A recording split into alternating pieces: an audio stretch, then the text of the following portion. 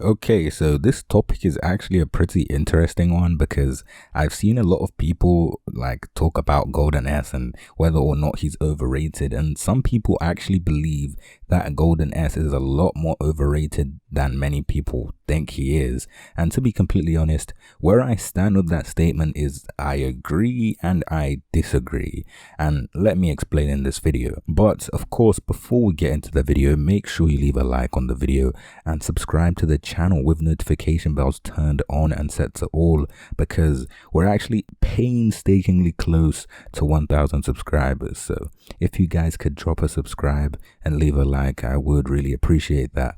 But apart from that, let's just get into the damn video. Now, I know a lot of people might be thinking, oh no, Golden S isn't overrated, and a lot of other people could also be thinking Golden S is extremely overrated. But first of all, I kind of want to set the foundations of, how I think about Golden S in terms of strength. Now, if you've been on the channel for quite a while, then you would know that I pretty much scale, Golden S to be around a low above dragon. Whether you like that or not, that's kind of, how I think he is in terms of strength. He's shown that he's able to easily defeat characters like Vomited Fury Ugly, which in my opinion is a low above dragon level feat. But apart from that, let's get into, my opinions on this idea of Golden S being overrated. Now, it's kind of tough to definitively say yes or no to Golden S being overrated because there's many different scenarios I've seen, and just an example, like I've seen people put Golden S against, characters like Boros, and people, have actually debated on Golden S winning, which is, in my opinion, completely ridiculous because I'm pretty sure everyone can agree. Well, obviously not everyone, because I've seen people genuinely debate this, but I'm pretty sure the vast majority of us can agree that Golden S is not beating Boros in any way, shape or form. Not even if Golden S tries his very hardest. Boros pretty much kind of low diffs him pretty much. Like it's not even a close fight. But I've seen people say, Orochi could completely destroy Golden S, which, to be completely honest, I disagree with, because I actually think Golden S could defeat Orochi. Now, that fight to me is kind of 50-50, but I feel like it's leaning more towards Golden S. I've actually made a whole video on this, so you can check that out if you want.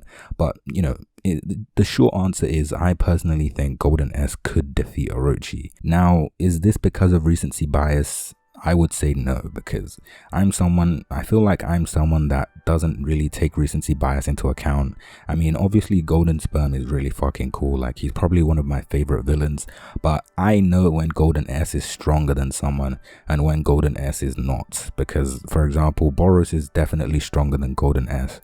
Personally, I like Golden S better than Boros as a character, but I can wholeheartedly and I can admit that Golden S is not beating Boros in any way, shape or form. But Orochi, I personally think Golden S could win that fight. Obviously, I know Orochi has had some, buffs from the retcons and the redraws, that Murata did recently. But I feel like that, to be fair to you guys, I feel like with that retcon, it definitely does make Orochi a lot more favorable in the fight, but that's for a completely different video, not for now. But for my answer of the video, do I think Golden S is overrated? No, I don't really think he's overrated. I feel like people just like hating on new characters that are pretty strong. And I mean, I know people are defensive of, their favorite characters or their favorite villains being overpowered by more recent characters or more recent villains like Golden S.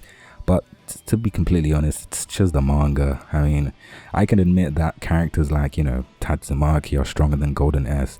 And even though I like Golden S more than Tatsumaki, I can agree to that because, I'm not a complete idiot. Because at that point, if I'm trying to debate, Golden S defeating Tatsumaki, I'm pretty much fighting an uphill battle because there's no feats that Golden S has shown that, overpower, Tatsumaki apart from durability.